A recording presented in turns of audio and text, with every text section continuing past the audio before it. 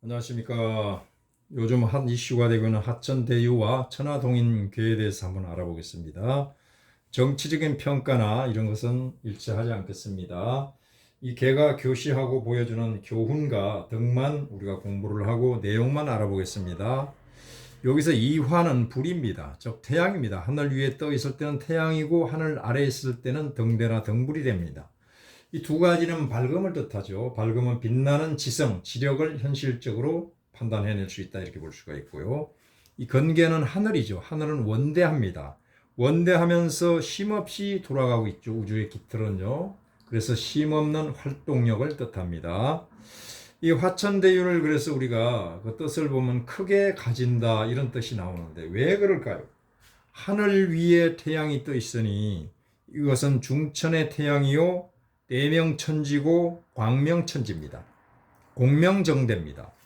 온 세상을 밝게 비치는 그런 태양이죠. 그 태양의 기운이 오곡백과를 있게 합니다. 이와 마찬가지로 만물도 성숙되고 완성되어 간다는 뜻을 나타내고 있습니다. 그래서 풍년이 돌면 풍족하고 유복하고 곡간이 가득 찹니다. 그래서 대유라는 뜻을 쓰게 됩니다. 그러나 달도 차면 기울듯이요 해도 떠면 진다는 진리처럼 인간의 삶과 인간이 하는 일도 이와 같습니다. 아주 귀한 위치인 오효, 여기가 군왕의 자리입니다. 군왕의 자리에 엄효가 앉아서 부드러움으로 유화함으로 포용력을 가지고 양효들을 통솔을 하고 있습니다.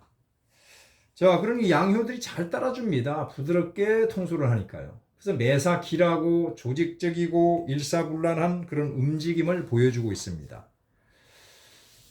그러나 이런 좋은 뜻이 있는 반면에 또 좋지 않은 뜻을 언장언비하고 있습니다. 그것은 바로 호계를 보게 되면 호계는 2, 3, 4를 화효로 내리고 화계로 내리고요. 3, 4, 5를 상계로 올립니다.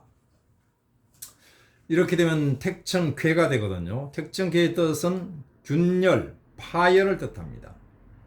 이런 것을 암시하니까 실수가 생기지 않도록 늘 주의해야 됩니다. 반드시 내부에서 어떤 균열이 오고 파열음이 생긴다 이겁니다. 그래서 일에 임할 때 사리사욕 등 불순한 동기가 없어야 합니다. 불순한 동기가 들어가면 바로 균열이 생깁니다. 호기에서 보듯이요. 자, 대유계의 긍정적인 의미는 그래서 크게 가진다 이런 뜻이 있죠. 크게 가진다는 것은 어떤 물건, 물질만 가지는 것이 아니라 보이지 않는 성취도 있습니다. 크게 성공한다 이런 뜻도 있습니다. 또 원대한 꿈을 실현한다. 원대한 꿈을 이룬다 이런 뜻도 있죠. 그냥 세속적으로 얘기한다면 대박이다 이런 뜻도 됩니다. 부정적인 의미는요. 나쁘게 작용할 때죠. 이때는 다 가지겠다. 욕심쟁이죠. 몽땅 쓸어 담겠다. 싹쓸이 하겠다. 이런 부정적인 뜻도 있습니다. 이것을 잘 알고 계시고요. 다음에 천화동인은요. 천화동인은 하늘날의 불이니 이것은 뭡니까? 태양이 아니죠. 이번에는요. 등불, 햇불, 등대 이겁니다. 문명, 문화, 밝음을 비유되고 계명이 동인입니다. 동인은 뭡니까? 뜻을 같이 하는 동지입니다. 친구입니다. 따라서 이것을 보면 하늘날에 불을 밝혀서 뜻을 같이 하는 동지를 규합하여 균형을 잡아서 균형이 중요합니다. 공익을 추구한다면 아무 문제가 없습니다. 그러나 이것이 왜곡되면 동지들이 모이면 뭐합니까? 작당을 하죠. 작당을 해서 모이면 패당을 하죠. 그 다음에는 안 좋은 일을 공작을 하고 조작을 하죠. 이렇게 해서 사사로운 이익을 추구한다면 반드시 흉한 결과가 따르게 됩니다. 특히 여기서 보면 호계가 이렇게 천풍구계가 나오는데요. 양효가 쭉 있는데 업무가 싹 트는 거죠. 배신자가 나타난다 이겁니다. 그래서 이것을 생각하지 않은 곳에서 돌발적인 악재가 돌출된다 이런 뜻입니다. 이것을 주의해야 됩니다. 이 두 개는 대유와 동인과 대유는 어떤 목표를 지향하는 타깃에 대한 지향성, 방향성, 운동성 이것을 보여주고 있습니다. 이게 그냥 우연히 그 이름을 붙인 게 아니죠. 그래서 그 운동성이 방향성, 지향성이 공명정대하고 순리에 따른 것이 이롭고 만약에 이것이 사리사욕을 추구한다면 반드시 후회하는 일이 생기게 됩니다.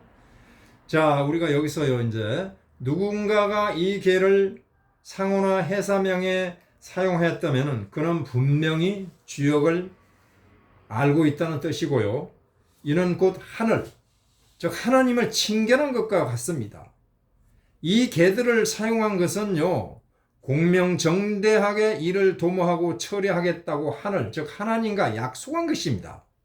약속한 것입니다. 그런데 그 약속을 어기면서 처음부터 사리사욕의 목적을 두고 다른 어떤 그 목적 달성만을 위해서 이것을 사용했다면 반드시 하늘의 노함과 응징이 있을 것입니다. 사실 이들 개의 이름들은요, 이건요, 학술단체나 학교명이나 교육사업이나 출판사, 동호회 모임인 동호회 같은 데 써야 됩니다. 그런 순수한 모임에 쓰는 이름입니다. 이런데 영리를 목적으로 하는 이 상호나 회사명에 사용하는 것은 적합하지 않습니다. 하나의 예를 들어보면요, 삼풍백화점이 있었죠. 삼풍백화점이 이 풍자를 씁니다. 뇌하풍이잖아요. 풍은 풍족하다는 뜻도 있지만 이건요, 풍족하면 반드시 터지게 됩니다. 풍선을 잔뜩 부르면 터지게 되는 거죠. 터졌잖아요. 건물이 붕괴된 것은 터졌다고 볼 수 있습니다. 그래서 어떤 분의 여성분의 이름이 태자를 또 쓰더라고요. 태는 이것은 뭡니까? 소녀입니다. 소녀개고요. 술잔을 이렇게 만들어 놓은 모습이죠. 또 소녀는 기쁨이죠. 자, 소녀같이 영혼이 아직 어리고 깨어나지 않았고 술잔이 있고 웃음을 가지고 있다? 무슨 뜻입니까? 사기 잘 당하고 뭡니까? 또 뭡니까? 술하고 친하고 기쁨을 웃음을 파는 그런 일에 종사하기 쉽습니다. 그래서 이런 주역에 들어간 글자들을 사람의 이름이나 상호에 쓰는 것은 적절하지가 않아요. 이것은 곧 이름의 복복자를 쓰는 것과 같습니다. 대유하겠다는 의미는 뭡니까? 복복자를 쓰는 것과 똑같잖아요. 대유나 풍이나 뭐 다를 바가 뭐 있어요? 동의는 뭡니까? 공동정선을 펼치겠다는 얘기잖아요. 이런 맥락에서 보게 되면 위 개들 해산명으로 사용하는 것은 기업 이윤이나 영리 추구를 넘어서서요, 다른 목적이 있음을 고스란히 보여주고 있습니다. 대유와 동인을 합쳐서 우리가 한번 글자를 만들어 보면요, 대유 동인이 되죠. 더욱 의미를 또 밝혀서 한번 보자고. 이렇게 되면 대동유인이 됩니다. 이것은 대동단결 유인이거든요. 대동단결한 동지들의 모임이 이 회사의 내용에서 그대로 풀이가 돼서 뿜어져 나옵니다. 자, 여기까지 하고요. 다음 시간엔 또 다른 각도에서 이 개들을 계속 풀어보겠습니다. 더 점점 점입가경으로 재미있는 내용들이 나옵니다. 감사합니다.